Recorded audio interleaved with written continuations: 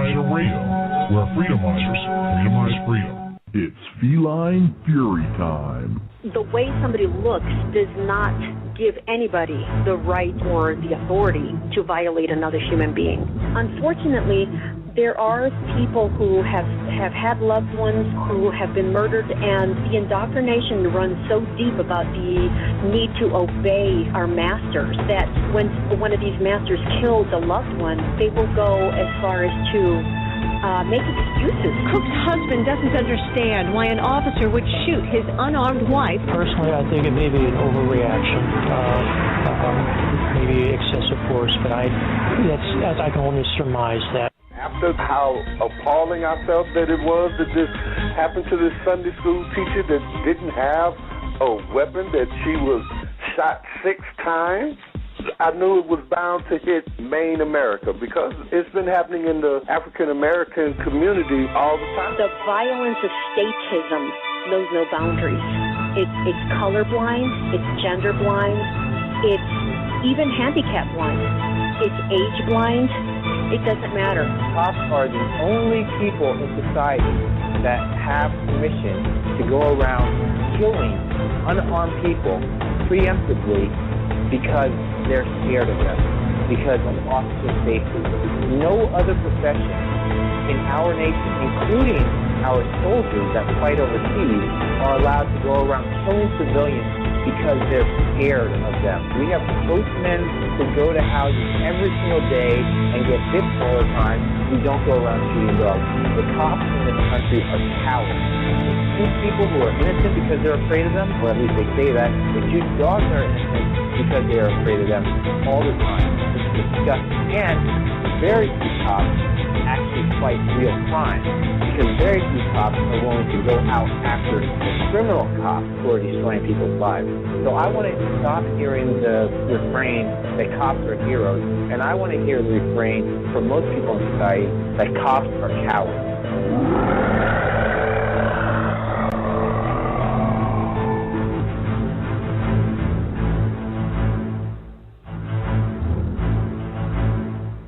It's feline fury time. Good morning, Freedomizers and friends, and even foe. This is TigerLily, your show host for the next hour on Freedomizer Radio. The name of my show is TigerLily's Freedom Roar. And I make no apologies over the fact that I do not approve of statism. I think that we need to get beyond statism to actually have liberty. People who think that they can work with the system, a system that is designed to maintain and give more control to the people in charge of this system, is not the way to promote liberty. It has not worked. It has not worked throughout humanity. The biggest test, and it was a very, very positive test, was in 1776 when our founders liberated themselves and their families from the tyrant King George. They were scholars. They incorporated a lot of the best of what they knew historically would work, and it did work in the U.S. for these white slave owners, half of them slave owners. But back then, it was okay to be a slave owner. I mean, the Bible says that slavery is okay. So they used the Bible to justify the immoral act of owning another human being. Well, ladies and gentlemen, you don't have to be black in America or anywhere else in the United States to be owned. We are all slaves. We are all slaves to the state.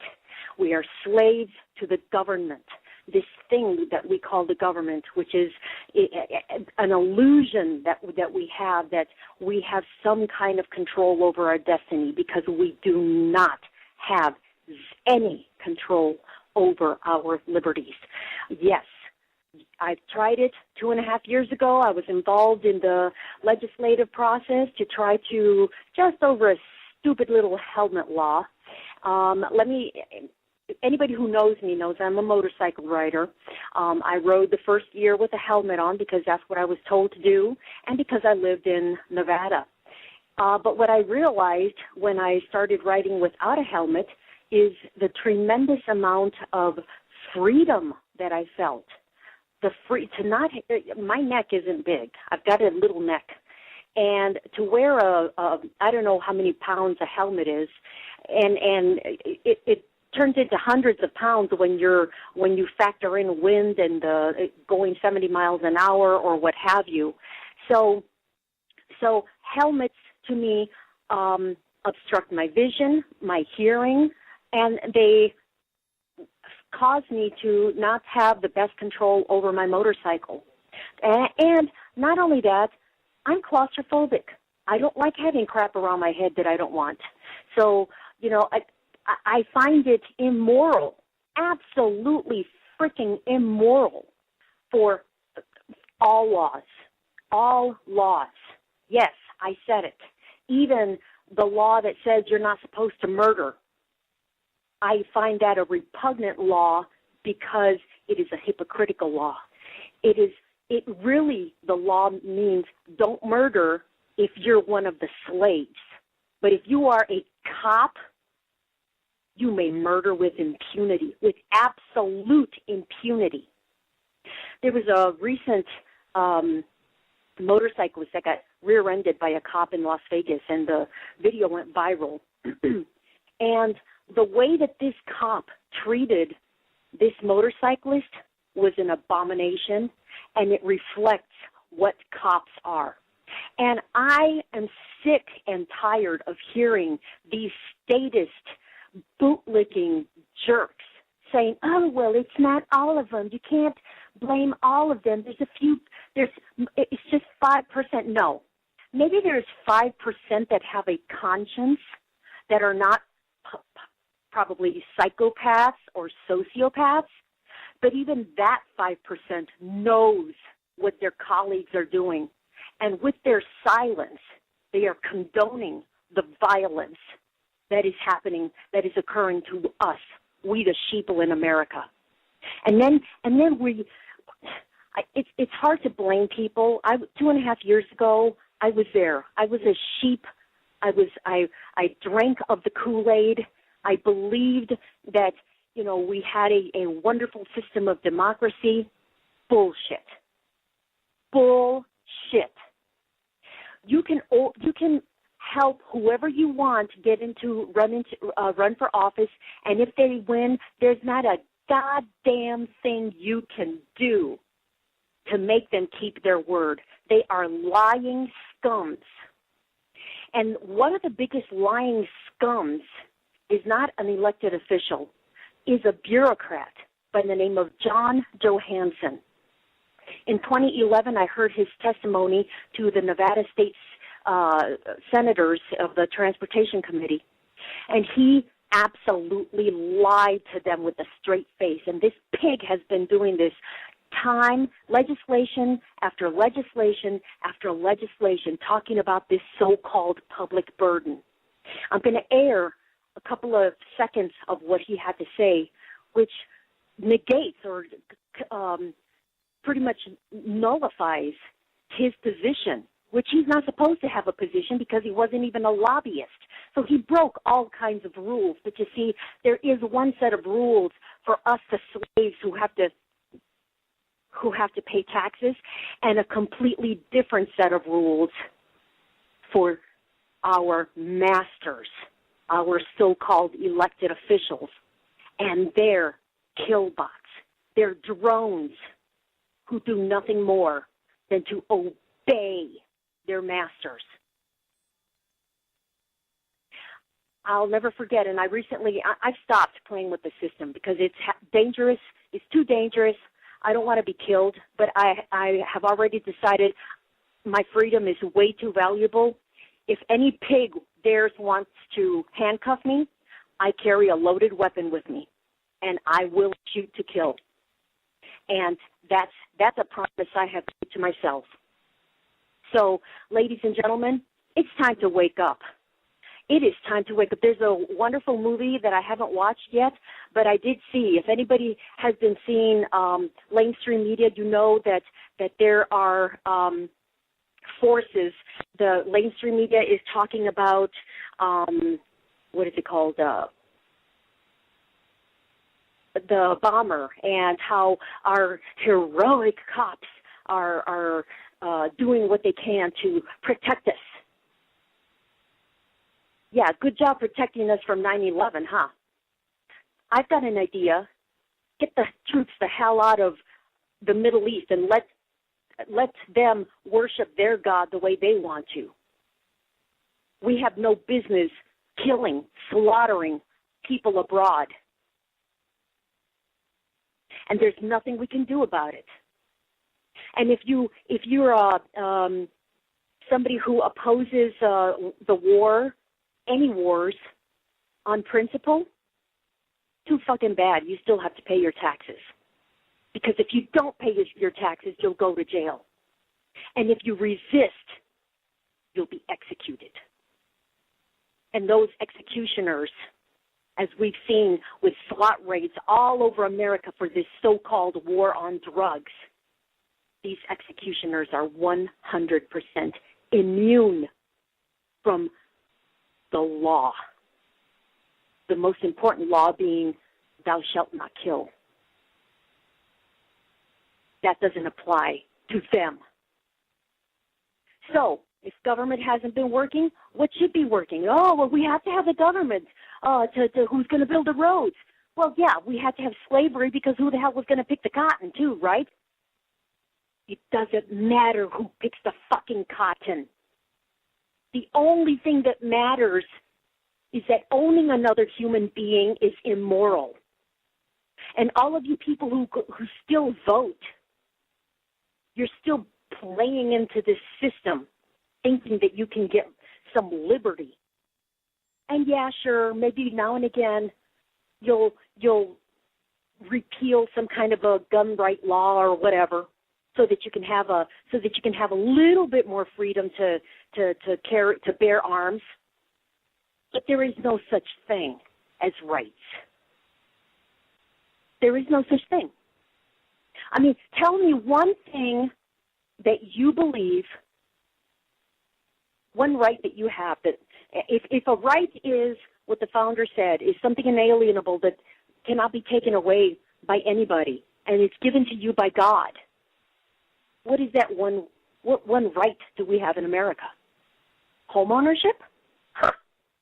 Try not paying your taxes and let's see how quickly you find out who the real owners of your shit is. I'm pissed. I'm pissed because I have come to terms with the fact that as long as I live in America, and I guess I could be living somewhere that is more restrictive, like Cuba or North Korea, but at least they're not hypocrites. At least when you live there, you know you're a slave. Here, we go to these public indoctrination camps. We send our precious children there. We women got equal rights amendments so that we can have the right to work. What does that mean? That means sacrificing the children that we have an obligation to nurture. That means the government gets to tax us twice. Gets to tax the mom and the dad. That means the government gets more power.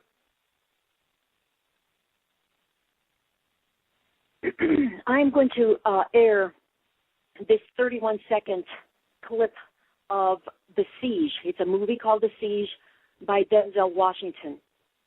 And if anybody, I don't watch mainstream media, but I know that Massachusetts did declare martial law, and they probably used another word, I'm sure, because that's how they dupe us.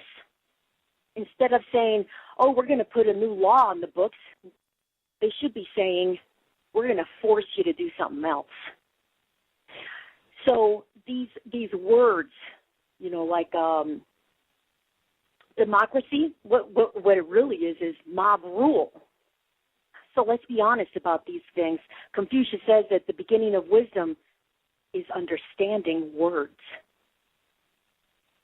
Listen to this 31-second clip by Denzel Washington, and as you listen to it, hopefully, if you have been looking at the YouTubes that some heroic people have been downloading from their phones, where they were in their homes. I saw one actually where somebody was in their home as the militarized tanks went from house to house looking for the bomber, forcing people to either stay in their house, keeping them hostage in their own homes for 17 hours, or keeping them from going into their homes in the name of safety. And these stupid people saying, well, I guess if it's for my safety. Yeah. These cops are cowards. They're cowards, as evidenced by the fact that when there was a cop killer, Chris Dorner, by mistaken identity, they put, over 100 bullets into the wrong car, shooting 2 innocent black people, or maybe Hispanic women, I don't know. The point is, cops are cowards. And I can't stand them. I can't stand their profession. I have zero respect for them. That's the gall of Senator Gustavson, who's supposed to be a Republican, pro-liberty, libertarian, so close to libertarianism. He sent me an email as a gatekeeper telling me to go pack sand. I will not talk to somebody who disrespects my colleagues. What was the disrespect that I exhibited toward his colleague? I spoke the truth, and the truth hurts. And it just goes to show, left, right, center, it doesn't matter. We all are living in a plantation. And this benevolent Senator Gustavson said, screw you and screw your helmet choice bill. I'm canning it. You guys are too high maintenance. And he put the blame right on my lap for exposing what happened in 2011. And I take full responsibility. Full responsibility. And I will be using this experience to demonstrate to people that no matter where they stand in this patriotic spectrum of the left, right, center, libertarian, or whatever, government does not work. And when people say, oh, but we need government because who's going to build the roads? Maybe today we wouldn't even need roads if it wasn't for government. Remember the days when people thought the world was flat? And anybody who dared say it, have a theory that maybe it's round, they would get executed for their belief or just for the thought. That's what's happening today in America. People are getting executed, whisked away, thanks to NDAA. I'm 52 years old. My parents are dead. My children are grown. I have nothing to lose to fight this battle that I call liberty. Because if there is a definition for liberty, my friend David Stilwell, founder of Guerilla Lawfare, who's doing an awesome job exposing, he said, to him, a right is something you're willing to die for. My most precious right is my liberty, my ability to move about. And I was jailed for 24 hours, wrongly jailed, not a damn thing I could do about it, in this frickin' country. Oh, and people say, well, we just moved somewhere else. No, screw you. I was born here by accident. By accident of birth, I'm an American. What does that mean? It means I live in the country that liberated itself from a tyrant by the name of King George. And we became the greatest country because of our liberty, because of the few laws. Can you imagine today some killbot coming up to one of the founding fathers on his horse and saying, here, I'm going to give you a ticket and you got to pay $200 200 pounds to the king because you're supposed to wear a helmet. Because don't you know that a horse is dangerous to ride? Don't you know he can buck you off and break your skull? Don't you care about your skull? I imagine the founders would have taken their musket or whatever that you call it and blown them in their face. Because that's how much they valued their liberty. But government does not work, as evidenced by the fact that our nation proves that when government is small, it can be the grandest. But also proven is that no government can stay small, as evidenced by the fact that we in America we have the largest prison system, with more people in our prison system than communist China and the former communist Russia combined per capita. And 4/5 of the people in cages got there for victimless crimes. They shouldn't even be called crimes. So you want to smoke some pot? Who are you hurting? So you went 5 miles above the speed limit and there was nobody on the road except for a pig with a radar gun? Pay your master. You broke the law. You broke the rules. And then they tell you, sign here. It's not an admission of guilt, and if you want to contest it, you can. You'll have your day in court. Fuck the court. Anybody who thinks that there is justice in America, in American courts,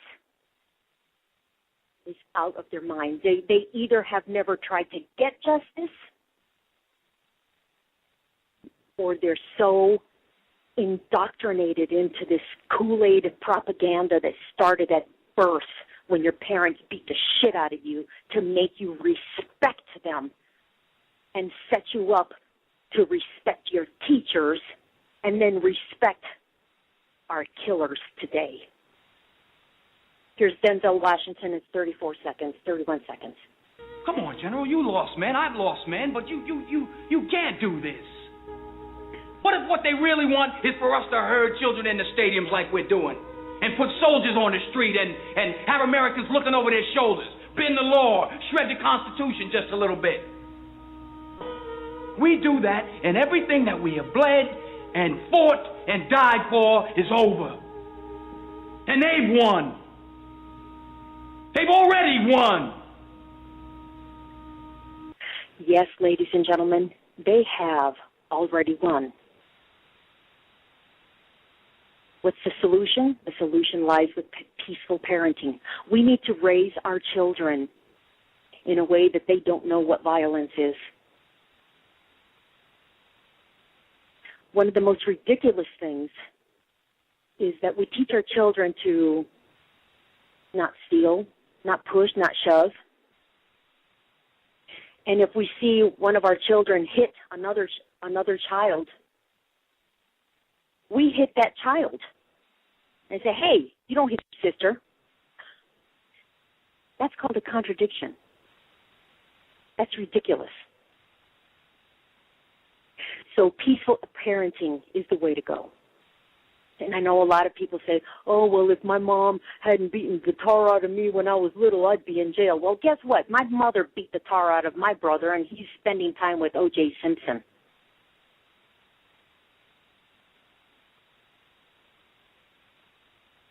Beating your children is not natural. It's indoctrination passed down to us through the Bible. The Bible tells us we are to respect our parents. The Bible condones killing your children that disrespect you. The Bible condones rape, murder, cannibalism, incest.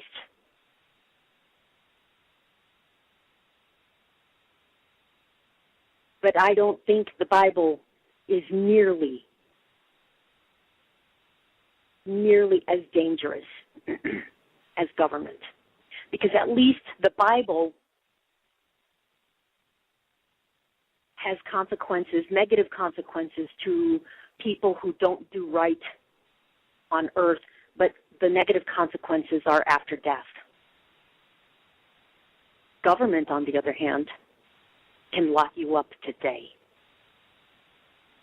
cage you. The quaint term is imprison you. But all it is people in cages where they have no liberty, where they can be raped for years. Just YouTube police abuse, jail abuse, and see what's going. And that's just not even. I would venture to say that's not even 1% of what goes on in the U.S. Because what I witnessed in my 24 hours of being in a detention center as they processed my paperwork was absolutely horrific. It was appalling. I'm at the bottom of the hour. I'm going to go to a quick commercial break, ladies and gentlemen.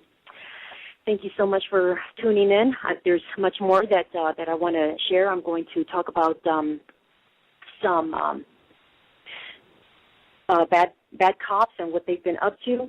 I want to share something about Stefan Molyneux, my favorite philosopher, and in my opinion, the best philosopher known to man. And he will go down in history, I believe, as the best philosopher on the planet of this day and previously. So you're listening to TigerLily's Freedom Roar. I'm your show host, TigerLily, and please stick around through this commercial break. Freedomizer Radio, where Freedomizers freedomize freedom. It's feline fury time.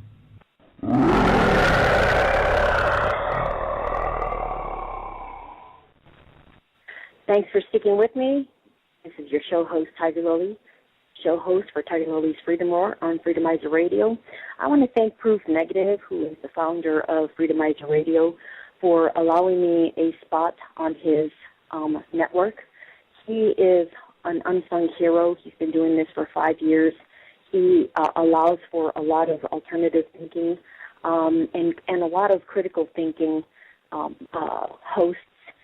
The other unsung hero is Cheryl, Foresee the Power. She usually is on right before my show. She does a lot of behind-the-scenes work, and every Freedomizer needs to be it's heroic in their own way. We are all on different paths of discovery, of enlightenment.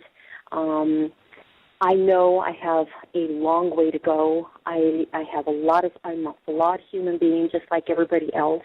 One of the things that I am the first to admit is that I criticize people for doing things that I used to do myself. And so I do try to say, 2.5 years ago, I did things that way. But here are the facts that I have discovered since, A, B, C, D, E, F, G.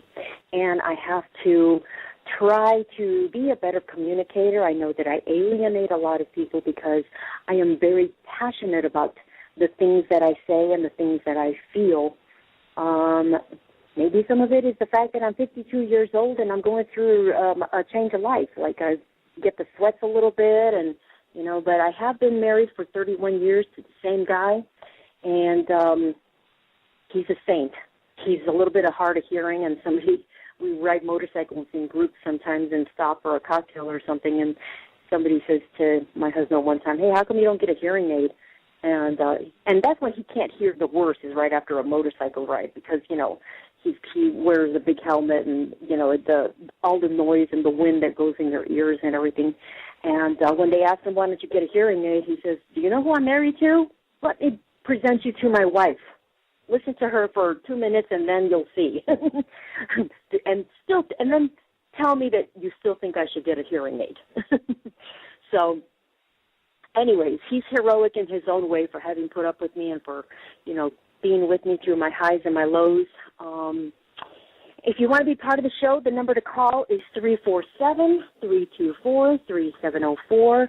I am going to try to do a better job of promoting my radio show.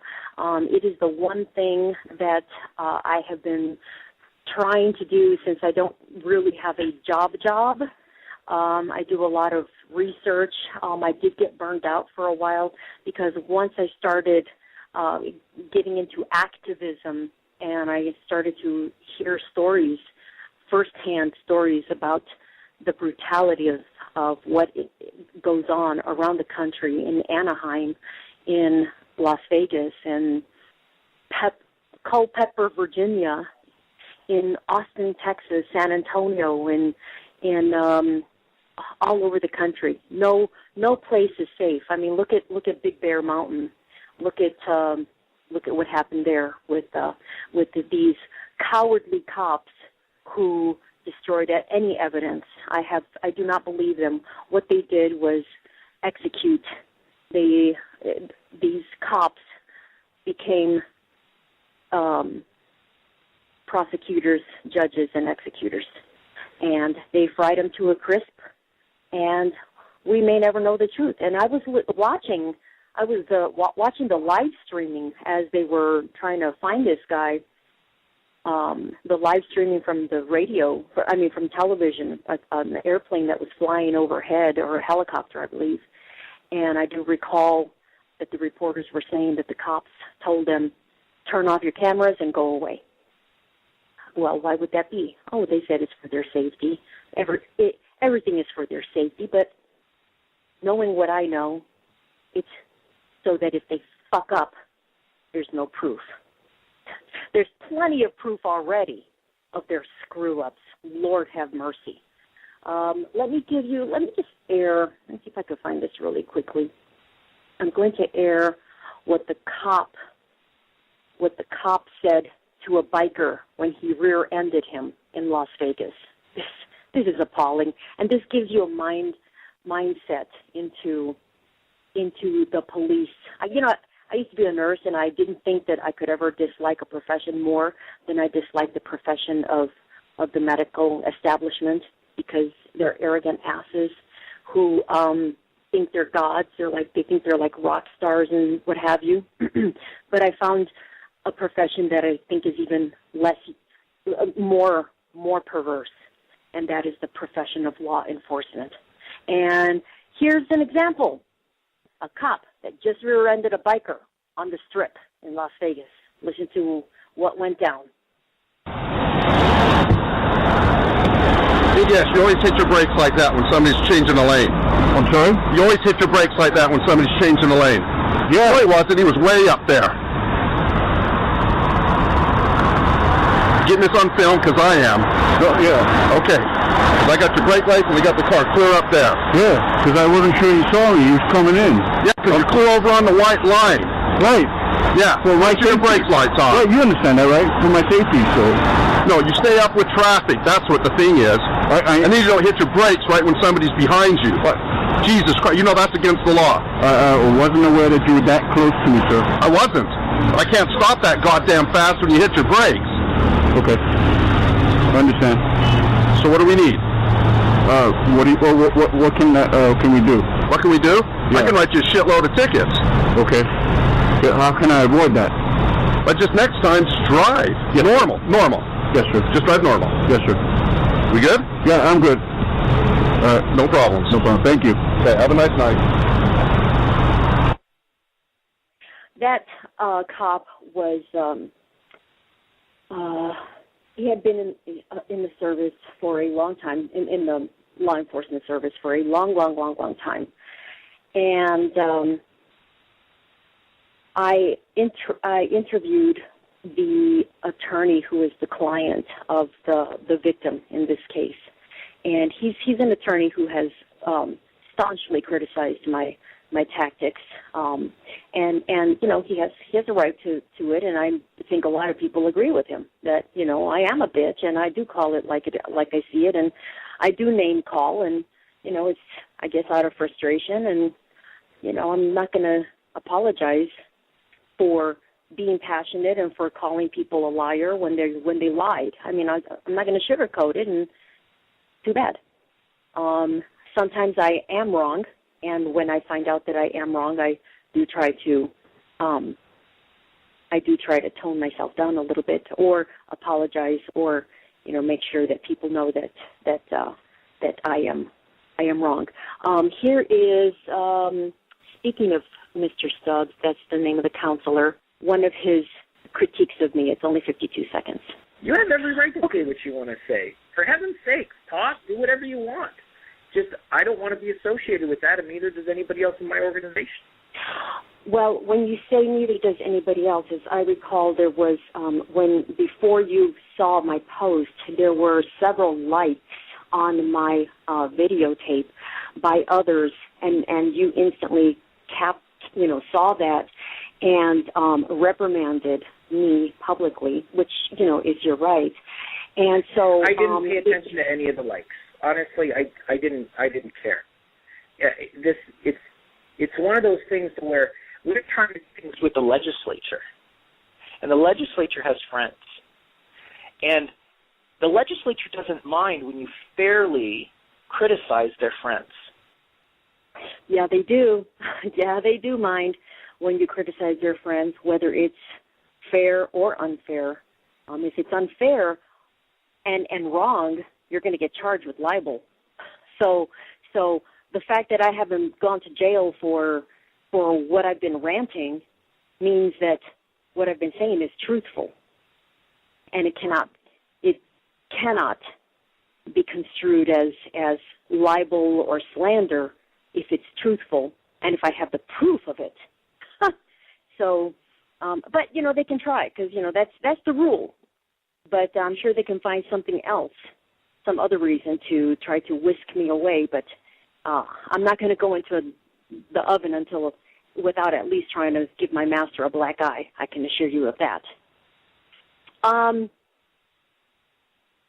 Here are 9 reports of police misconduct tracked for Thursday, May 9th. This is on policemisconduct.net, and they do daily reports, and all of their stuff is very, very credible. And I usually just do the Thursday one right before my Friday show, and just air it, the highlights, because they do a nice little, like a summary, and then they link it to the actual article. And these articles are sometimes from ABC, CBS, NBC, what have you, mainstream media, but they tend to stay locally. So when a cop in your town kills somebody, it doesn't make national news. It only makes local news. ABC might pick it up or what have you, but, nobody cares that a heroic cop killed somebody accidentally, or even if it wasn't accidental. Oh, and by the way, that pig, that killbot that rear-ended that motorcyclist, he retired. He had plenty of time, and he retired. Now, had it been you or I that rear-ended somebody, first of all, I would have come out and apologized and asked the guy if he was okay. This guy didn't. He turned it around and made it sound like it was his fault that he slammed the brakes. And I think, this is my personal opinion, and I could be wrong, I think that he got too close to the motorcyclist because he was probably running his license plate to see if there were any warrants or any reason to pull him over, because he was probably bored. And by looking at him, and I could be wrong because there's no evidence for this, but he had glazy eyes. He could have just been tired, but he could have very well been drunk. We'll never know, will we? And when they do, and he was, because of the video went viral, he was put on administrative leave, of course paid leave, and he was, to my knowledge, not punished. He resigned. But he really didn't resign. For heaven's sakes, he had, 30 years into his business? He retired. The only thing that gratifies me is that he retired in shame.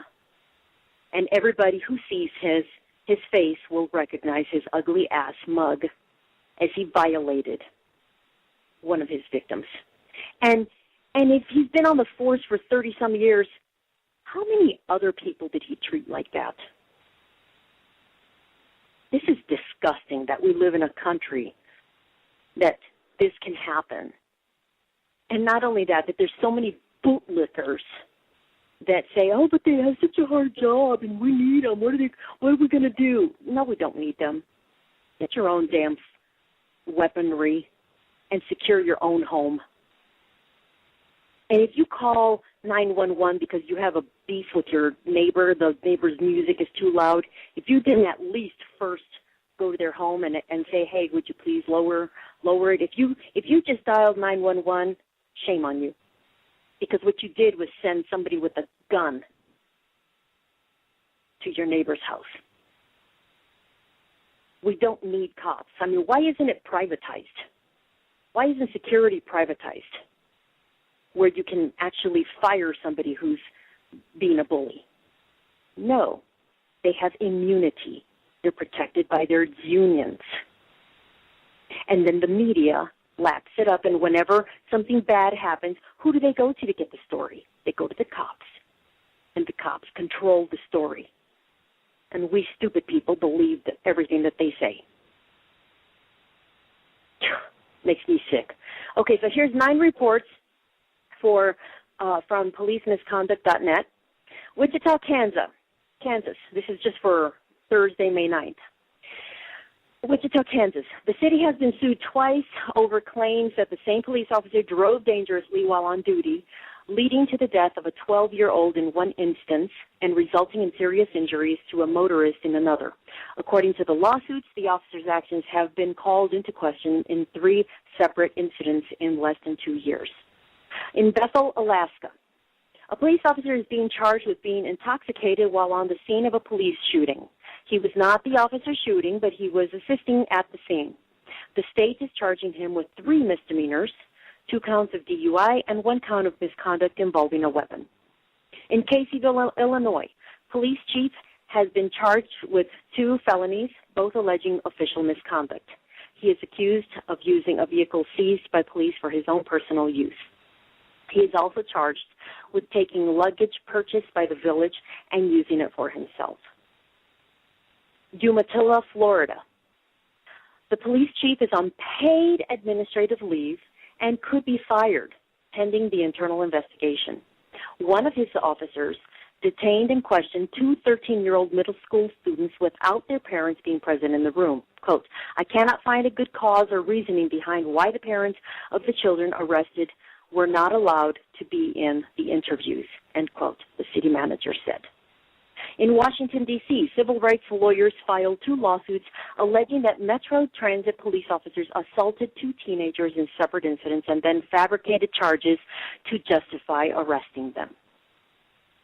Here's an update from Wilcox County, Georgia, which was first reported in October of last year, of 2012. The former sheriff was sentenced to 10 years in prison for assaulting an inmate inside of the county jail and for conspiring to cover up the incident. Quote, today's sentence reflects that law enforcement officers who assault inmates in their custody and make false statements erode the trust of the people that they have sworn to protect, end quote, said the Deputy Assistant Attorney General for the Civil Rights Division. I'm going to be looking into that story because that's very interesting. It's very, very rare for a cop, for anybody to get prison time for assaulting an inmate. That may be, I saw one case that I refused to look at it. I went into 2 minutes of it, and it looked like it was scary. It was a great big old black man inside. He was in custody. And before looking at all of this, because, sometimes I have nightmares, I looked at some of the postings, which was on the Free Antonio Bueller Facebook page, and I looked at some of the comments, and some of them were talking about how they could hear the bones being crushed. And so if this is something that was captured because of how did it get caught, it had to have been, maybe the ACLU who put some pressure to release these surveillance tapes. But we should have surveillance tapes in every single solitary prison. and they should be live streamed to keep these ass clowns accountable. Because what these wardens do and what these prison officials do is sadistic. They're demonic, satanic, awful, awful people. Next, Newark, New Jersey. A police officer admitted in federal court to fraudulently receiving $60,000 in federal public housing assistance for a home he owned in the city. He remains suspended without pay. Ooh, wow, they really punished that one. But he has agreed to voluntarily resign his position. I wonder if he resigned his position or if he retired. So, interesting. St. Petersburg, Florida. An officer who was in a high-speed car crash was suspended without pay for 5 days and ordered to attend remedial driving school following an internal review of the incident. McKenzie, Tennessee. A police chief has been accused of stealing city property, including a tractor and 2 street sweepers. The items were valued at over $10,000 and were missing while he was the chief. Abilene, Texas. A police officer has quit after being arrested on charges of public intoxication and firing a gun in a public place. Now, had that been you or me, we'd be in jail rotting, probably getting raped, probably being fed the damn bologna sandwich that I refused to eat while I was in jail, because that's what I got for breakfast, lunch, and dinner. But before I went there, they weighed me, and I said, what the hell? You could keep your damn bologna sandwiches. I'm going to use whatever time I'm in here to starve myself. So those were only the updates for the 9 reports for just one day. That's May 9th, and that's throughout the U.S., and that's only what they capture. There's crap going on all over the country. Just do a YouTube search, and you'll see some of the horrific things that are going on across America. Now, I wanted to talk briefly before my show is over about the consequences of patriotism as explained by Stefan Molyneux when he was on RT News on the television. So it's 9 minutes, and here we go. Thank you for listening to TigerLily's Freedom Roar. I'll let you go with that, and I'll see you this time next week.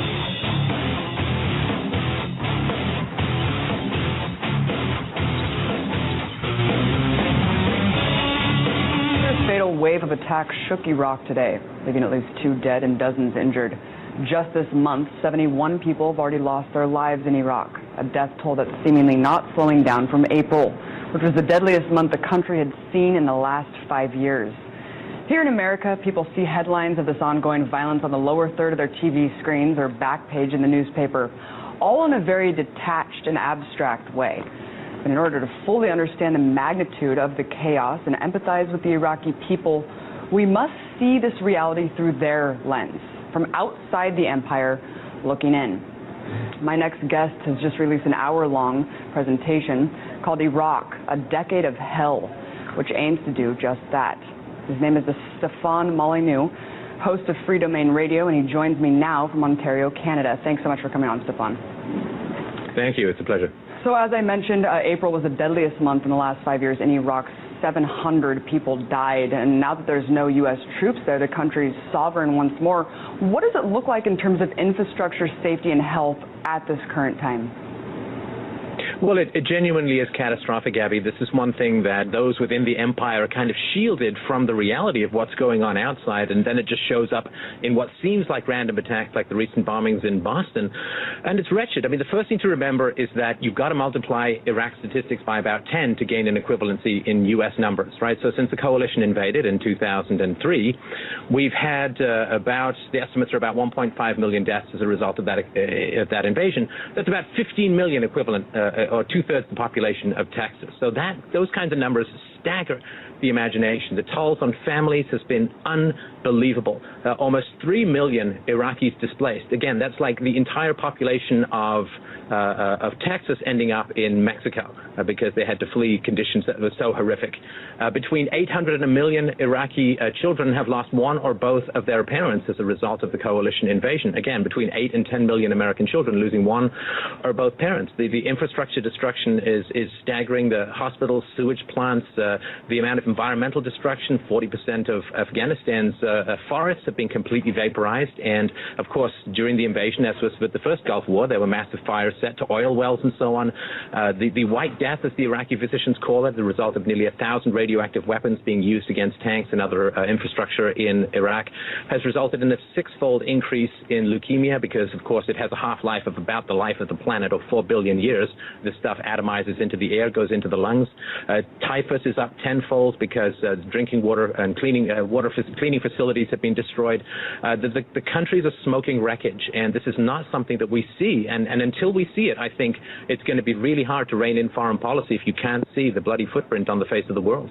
Absolutely, and I think another really underreported part, as much as I've researched Iraq, I didn't hear this quote from a senior strategist, Army veteran, who said, we didn't have a plan. We had a theory to invade, and the post-war building up and rebuilding Iraq was virtually non-existent, Stefan, which you point out very clearly. It's just amazing to go in and invade a country and to destroy it completely and not have any sort of plan of how to restructure this. I mean, of course, it's not about that. It's about the money. But let's back up a bit. I wanted to pull up an interesting point that you made in your presentation where you said that from January to September 2001, the number of global terrorist incidents was 1,188. The same period in 2006 shot up 5,188. What does this signify, and what does it really mean?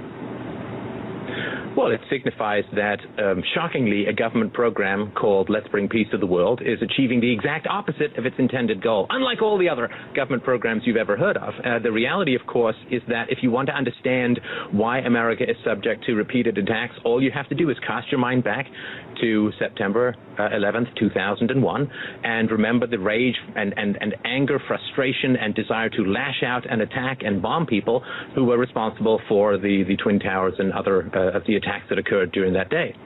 Well, human beings all over the world are human beings all over the world. If you drop drones down people's chimneys, if you destroy their infrastructure, if you cause them to not be able to get any medical supplies, as was the UK-US-led coalition sanctions throughout the 1990s in Iraq, people are going to be angry. People are going to be upset. If you blow people up, if you destroy their lives, destroy their families, destroy their cities, destroy their infrastructure, they're going to be angry. So this is just the natural thing. If you go around poking hornets nests around the world, you're going to get stung in a very terrible way. And until we understand that, we really are not going to have any success in quelling these violence. And of course, the army, the army is not engineers, they're not capitalists, they don't build malls, they break things and blow up people. How on earth could they possibly rebuild something? It's like asking a wrecking ball to be an architect.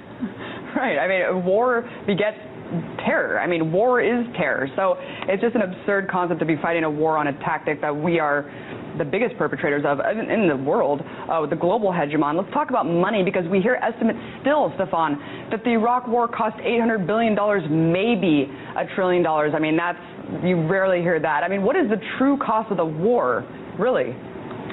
Well, let's compare it to what was claimed at the beginning, $50 to $60 billion. Don't you remember? It was all going to be paid for by all the oil they were going to get out and all that kind of stuff, which, of course, made no economic sense at all. I mean, as Churchill pointed out during the Treaty of Versailles after the First World War, if you go and strip all the Germans of their goods and ship it to England, all you do is put English manufacturers out of business. So all the free oil would have just been destruction to the legitimate oil interests throughout the world. But the cost of the war is truly staggering, close to $50,000 per household. And that's, of course, not counting all the interest that's going to accumulate. So $1.6 trillion has been spent to date.